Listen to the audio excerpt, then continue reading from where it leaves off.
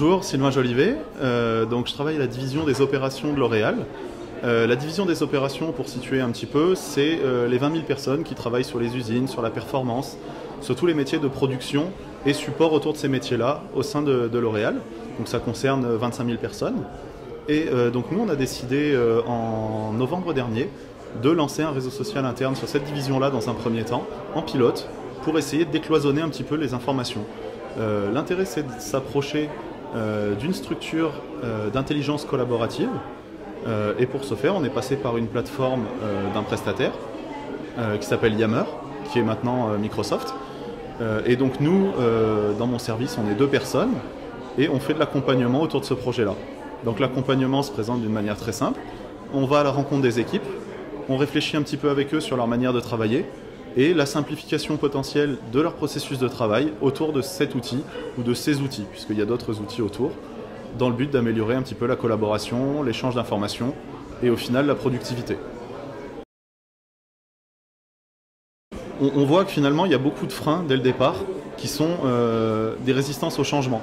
C'est des freins qui sont légitimes, qui sont naturels, et chacun de ces freins peut être contourné ou même converti en catalyseur par un travail de formation et un travail pédagogique justement d'accompagnement autour de cet outil. Les principaux freins sont par exemple les personnes qui n'osent pas s'exprimer sur le réseau. Finalement, ce qu'on s'aperçoit, c'est que chacun peut potentiellement être une source d'information pour ses collaborateurs et prendre de l'importance par le biais d'un réseau qui lui permet de s'exprimer au même titre que toutes les autres personnes de son entreprise. On a un deuxième type de frein qu'on a pu détailler tout à l'heure, qui est le frein de la hiérarchie, où on voit que c'est vu d'un mauvais œil, le fait que tout le monde puisse s'exprimer de la même façon. Et donc là, encore une fois, on voit que sur un réseau social, les gens parlant en leur nom au sein de l'entreprise, ça se passe très bien, on n'a pas de soucis, il n'y a quasiment pas de travail de modération à faire, il y a un petit peu de surveillance qui est légitime, mais la modération se fait naturellement, chacun parle en son âme et conscience sur le réseau. D'un point de vue de la hiérarchie, il ne faut pas voir l'outil comme la solution. Il faut voir l'outil comme le support de la solution en fait.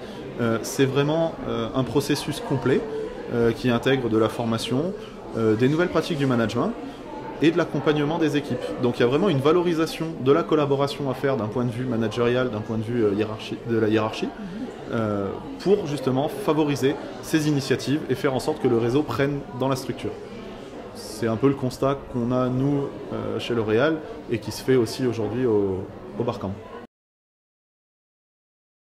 On voit des comportements de collaboration qui n'auraient pas pu arriver avant, des personnes qui discutent entre elles, qui s'échangent des informations, qui sont d'usines différentes, de pays différents, qui n'auraient jamais pu collaborer avant un tel outil.